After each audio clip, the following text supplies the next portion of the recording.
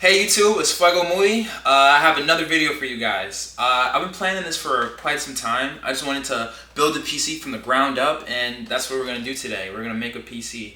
I went and got all the parts, so I'm really excited about creating this, and hopefully I have a working PC by the end of the video. So let's get into it.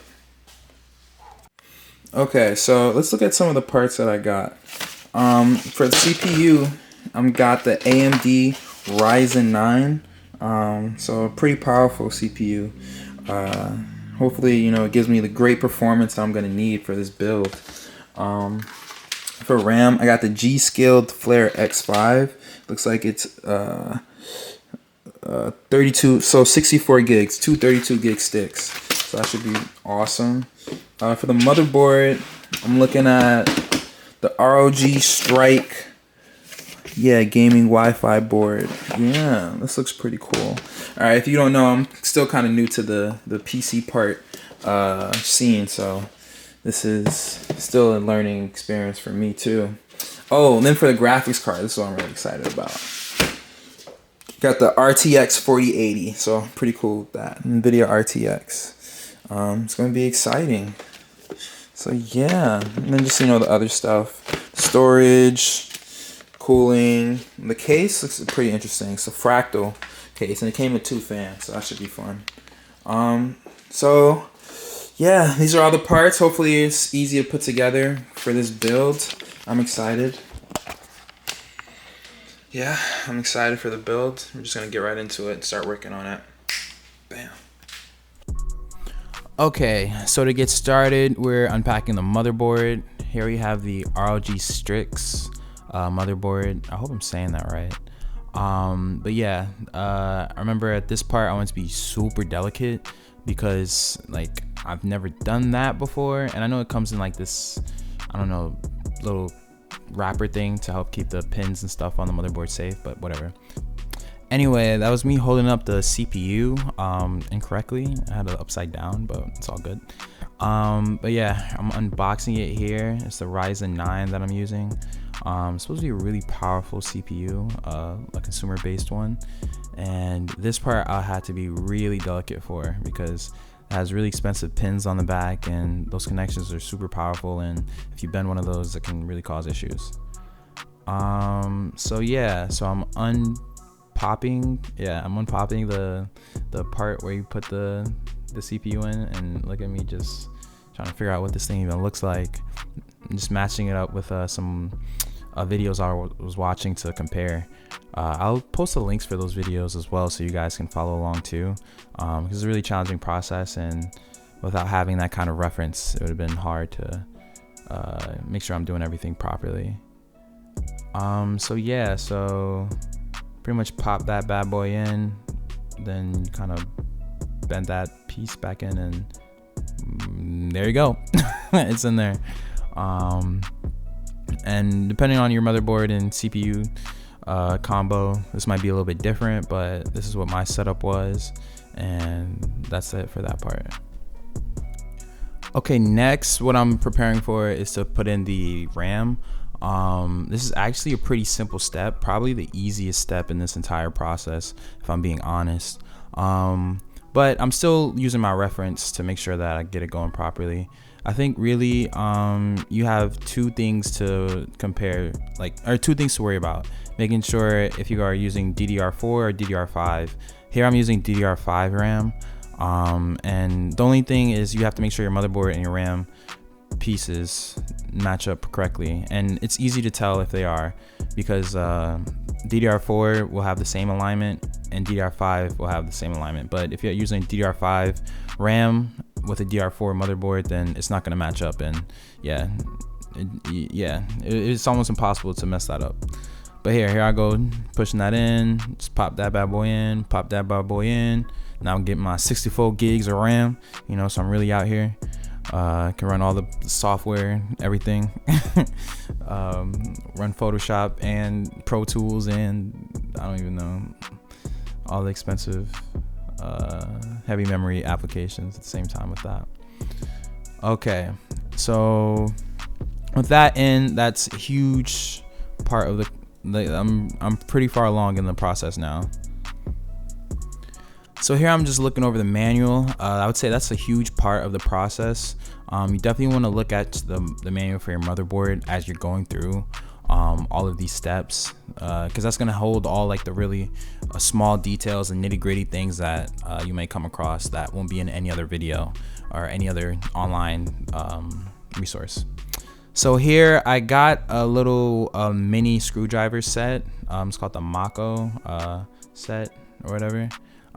It's pretty good. I would recommend. It has like a magnetic screwdriver head, so with like the little bits or the little screws, you can just leave it on there and they'll automatically like stick, which I find very helpful. It's a little pricey, but it's convenient. So at this point I am getting ready to install the SSD drives. Yeah, I'm unscrewing it from there. It's a pretty simple process, to be honest. So yeah, we're just unscrewing that. You definitely want to be organized where you put your screws and whatnot, because it can become a real big mess. I'm not that organized, but do as I say, not as I do. Yep, back at the manual.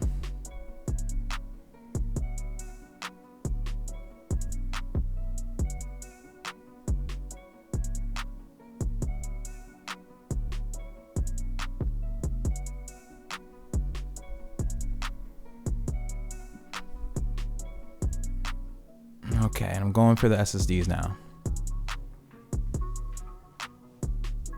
It's me just making sure that camera's still recording.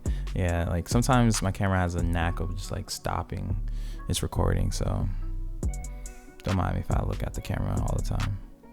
Plus I just want to see how good I look.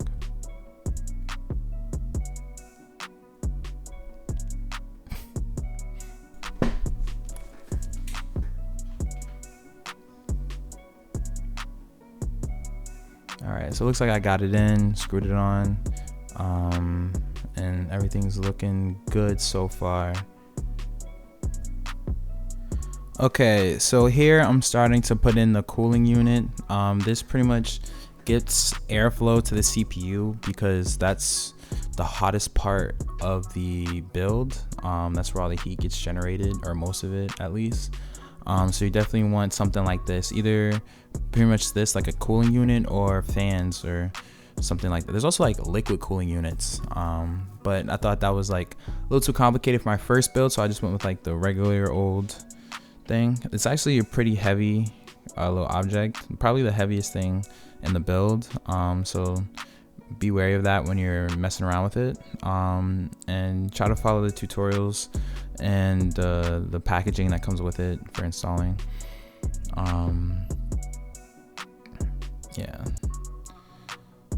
just gotta do a little, I think I had to glue it in or something like that. Yeah, there was some thermal paste I believe I used here. You had to put that on top and then get everything in.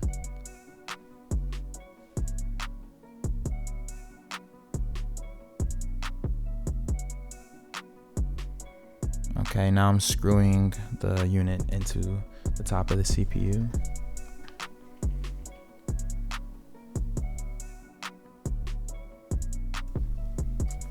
And now it's done.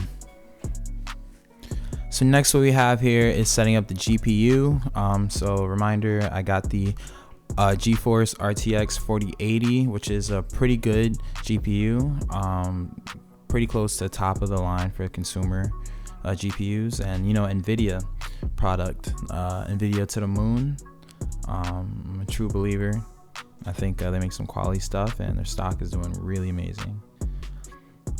So yeah, that angle was kind of bad. I was like blocking the whole camera, so I reset up me unboxing the graphics card, pulling that out.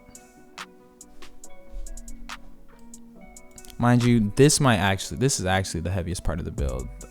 Definitely heavier than the cooling unit. So make sure you get into the weight room before you start messing around with this. Like, I know we work with technology, we're computer people, but still gotta have some muscles on you to deal with all this hardware.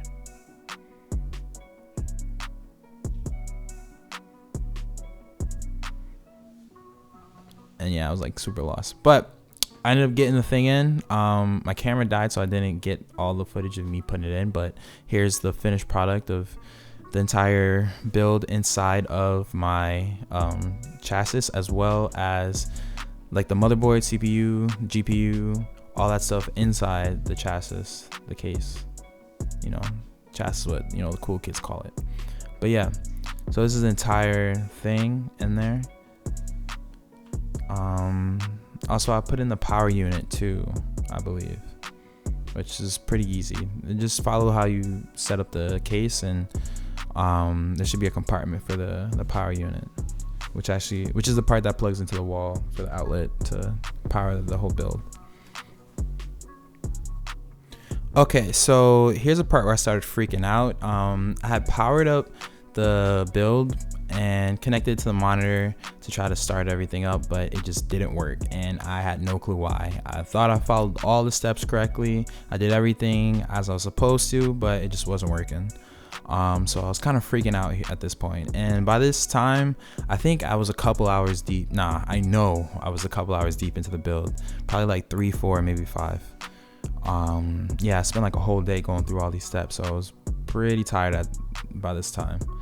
And I really wanted to work. Like, once I start doing something, I just really want to see it to the end. But yeah, I was very much denied.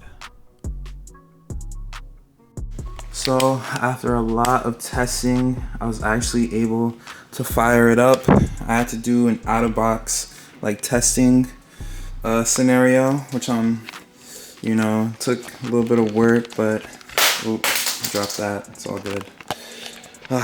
Which I'm not the craziest about, but finally got it to turn on. So this is a blessing. This is such a blessing. So now I gotta turn it all off and get it back into the case, and then we're in business, baby. All right, I'm gonna try to turn this thing on.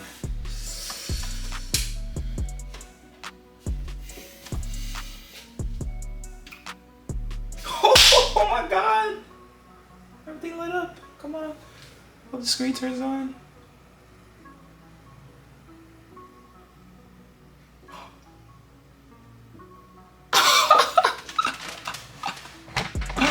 Oh my God!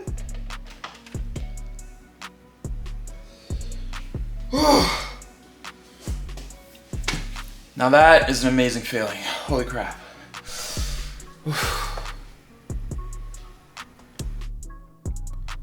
All right, so now that we got the build all put together and it's actually working and turning on and powering up, we just got to close everything up on the case, and yeah, we're in business. So yeah, I'm just gonna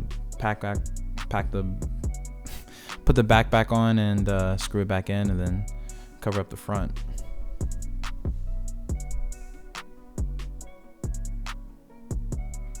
Don't mind the technical difficulties with this. Don't force it on. Just make sure it should like slide into place, which eventually this will. Yeah, I'll get it. I promise.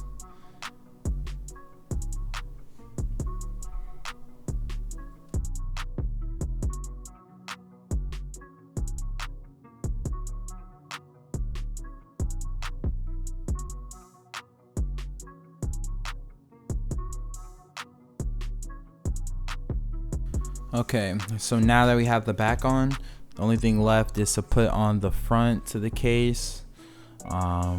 Pretty simple. I like to have the tempered glass case for my build.